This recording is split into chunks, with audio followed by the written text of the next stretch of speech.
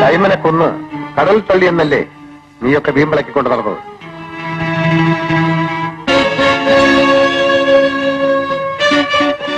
ഒരു കൈപ്പിഴ പറ്റിയാൽ നഷ്ടപ്പെടുന്നത് സ്വന്തം ജീവനായിരിക്കും.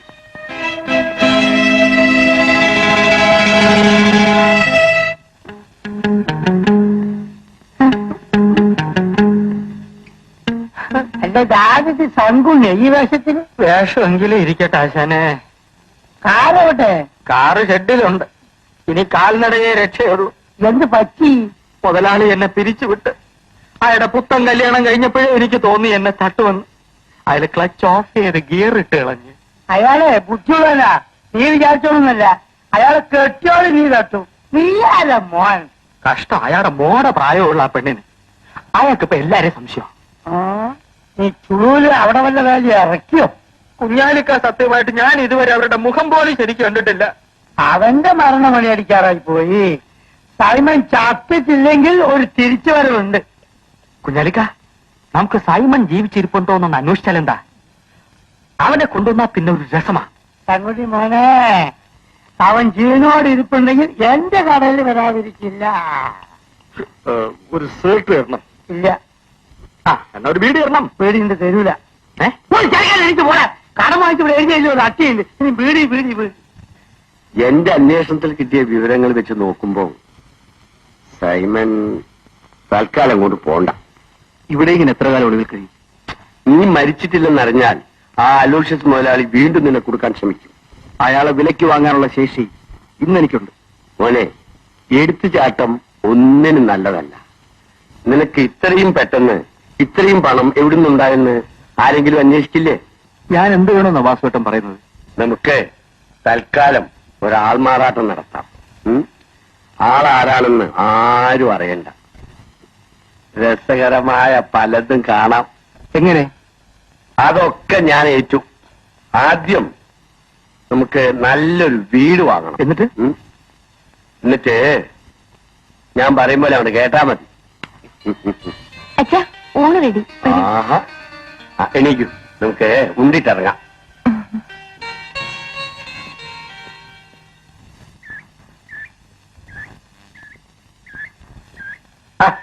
സ്ഥലമുണ്ട് കുഞ്ഞാലി. സ്ഥലമുണ്ട് വാസേട്ടാ. വാസേട്ടനെ കാണുന്നില്ലല്ലോ. എവിടെയാണ്? എന്താണ്? നമ്മളിവിടെയൊക്കെ തന്നെ ഉണ്ടപ്പ. എന്താണ്? കുഞ്ഞാലി, ഞാന് നിന്നൊന്ന് കാണാൻ വേണ്ടി ഇറങ്ങിയതാ. എന്താണ്? കുഞ്ഞാലി, നമ്മളെ സൈമന്റെ ഒരു സഹോദരി ഉണ്ടായിരുന്നല്ലോ, നമ്മൾ ജൂലി. അവളിപ്പോ എവിടെയാ? അവള് മരിച്ചിട്ട് കാലം കുറയും. മരിച്ചോ? വാസേട്ടാ, നമ്മളെ സൈമൻ എവിടെയൊന്നും നല്ല വിവരമുണ്ടോ?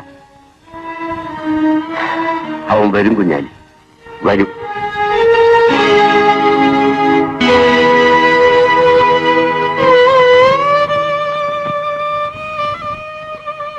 ജർമ്മണിയാ കരയല്ലേ?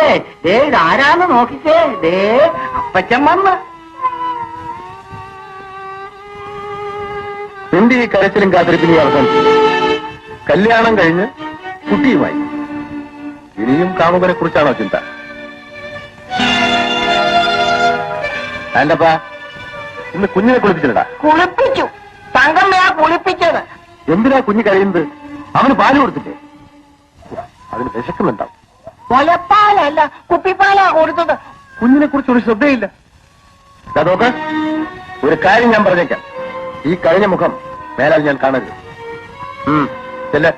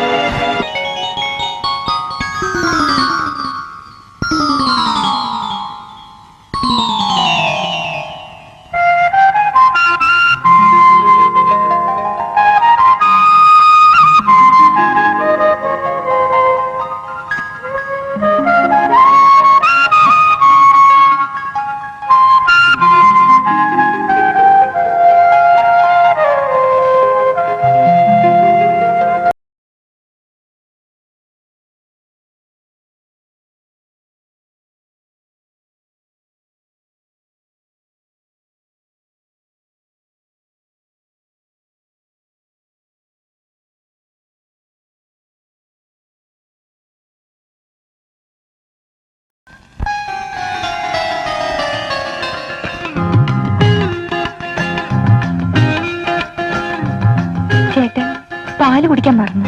എനിക്ക് പാല് വേണ്ട. ഒന്നരയുടെ തുടങ്ങിക്കോളൂ. ഉറക്കം വരാനല്ലേ എന്നിട്ട് വന്നത്? അച്ഛനെങ്ങാനും വന്ന് കണ്ടാൽ? അച്ഛൻ നല്ല ഉറക്കം. ഇനി രാവിലെ ബെഡ് കോഫി സമയത്ത് നോക്കിയാ മതി. വന്ദന, ഇവിടെ നമ്മെ നിയന്ത്രിക്കാൻ നമ്മൾ മാത്രമേ ഉള്ളൂ. ഇനിയും അത്ര വലിയ നിയന്ത്രണം വേണോ ചേട്ടാ? വേണം. എനിക്ക് ചില പ്രധാനപ്പെട്ട ജോലികൾ ചെയ്തു തീർക്കാനുണ്ട്. ചേട്ടന് എന്നെ കാണുന്നത് ഇഷ്ടമല്ലെന്ന് എനിക്കും അറിയാം. ഇഷ്ടമില്ലാഞ്ഞിട്ടല്ല, പിന്നെ സമയമാകത്തോണ്ട. ഇനി എന്നാ മൂത്ത് നരച്ചിട്ടോ? വന്ദന പോയി കിടക്കും. ഒരിക്കൽ ബന്ധപ്പെട്ടാൽ ഭാര്യയാകുന്ന ഭയമാണോ? വന്ദന, അതോ സ്വത്തിന് അവകാശം പറയുന്ന ഭയമോ?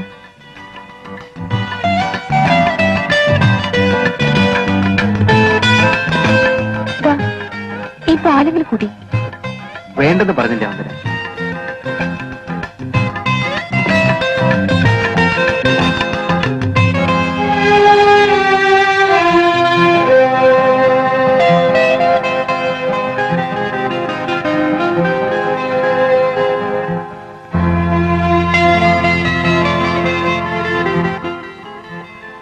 വാസുവേട്ടൻ വന്നില്ല വന്നേ? അച്ഛൻ വേറെ വീട് അന്വേഷിച്ചു പോയിരിക്കുക. വേറെ വീടോ? ഇത് നിങ്ങളുടെ വീടല്ലേ? യാതൊരു ബന്ധവുമില്ലാതെ അന്യരായി ഞങ്ങളിവിടെ കഴിഞ്ഞാൽ നിങ്ങളെ ഇതുവരെ അന്യരായി ഞാൻ കണ്ടിട്ടില്ല. കേട്ട് തോന്നിയില്ലെങ്കിലും കാണുന്നവരെന്തായിരിക്കും? മറ്റുള്ളവരെ ബോധ്യപ്പെടുത്താനല്ലല്ലോ നമ്മൾ ജീവിക്കുന്നത്. കാണുന്ന നാട്ടുകാരെന്ത് പറയും? ഞാൻ നടുക്കടലിൽ മുങ്ങിത്താണോണ്ടിരുന്നപ്പോൾ ഈ നാട്ടുകാരാരെയും കണ്ടില്ല. എനിക്കൊരു പുതിയ ജീവിതം തന്നത് വാസുവേട്ടനാണ്. അച്ഛനോടല്ലേ കടപ്പാട്? എനിക്ക് ഇവിടുന്ന കാര്യം. വന്ദന എന്താ ഇങ്ങനെയൊക്കെ പറയുന്നത്? ഒരു ബന്ധവുമില്ലാതെ ഞാനിവിടെ കഴിയുന്നത് ശരിയല്ല. വന്ദനയ്ക്ക് ഏത് ബന്ധത്തിലും ഇവിടെ കഴിയാം. ആളുകള് എന്തൊക്കെയാണ് പറയുന്നത് അറിയാമോ? എന്റെ ഭാര്യയാണെന്ന് പറയും. അതിൽ കൂടുതലൊന്നുമില്ലല്ലോ. ചേട്ടനെ സ്നേഹിക്കാൻ വേറെ ആളുണ്ടെന്ന് എനിക്കറിയാം. വന്ദന, എനിക്കിനി ഈ ജീവിതത്തിൽ നിങ്ങളൊക്കെ അല്ലാതെ മറ്റാരാ ഉള്ളത്? ഇന്നലെ രാത്രി ഞാൻ ബെഡ്റൂമിൽ വന്നപ്പോ ചേട്ടൻ എന്തൊക്കെയാ പറഞ്ഞത്? വാസുവേട്ടനെ ഞാൻ ഒരിക്കലും വഞ്ചിക്കില്ല. ഇതിലെന്ത് വഞ്ചന? നാട്ടിൽ നടക്കാത്ത കാര്യമാ. ഞാൻ നിരവധി പ്രശ്നങ്ങളിൽപ്പെട്ട് വേദനിക്കുന്നവരാണ്. എല്ലാ ജീവിത സൗഭാഗ്യങ്ങളുമുള്ള സൈമൻ ചേട്ടന് വേദനയും. എന്റെ പ്രയാസങ്ങൾ വന്ദനയ്ക്കറിയില്ല. ആ പ്രയാസങ്ങളിൽ പങ്കുചേരാൻ ഒരാള് കൂടി ഉള്ളത് നല്ലതല്ലേ? അവസരം വരുമ്പോ ഞാൻ ക്ഷണിക്കും. ഡാഡി, ഒരു പുതിയ ബിസിനസ് അടങ്ങിയിരിക്കുന്നു. നോക്കാമോ? ആ വാസുവേട്ടൻ ഇഷ്ടപ്പെട്ടെങ്കിൽ പിന്നെ എന്നോട് എന്തിനാ ചോദിക്കുന്നത്? ഒരു ചരക്ക് കപ്പലും ഷിപ്പിംഗ് ഏജൻസിയും ഒക്കെ കൂടി വിൽക്കാൻ വന്നിരിക്കുന്നു. നമുക്കത് വേണോ? വേണം. നമുക്കത് വാങ്ങണം. ലാഭനഷ്ടം അല്ല പ്രശ്നം. വാസുവേട്ടൻ താല്പര്യമാണെങ്കിൽ അങ്ങനെ തന്നെ ആവട്ടെ. എങ്കിൽ നാളെ തന്നെ പോയി നോക്കണം.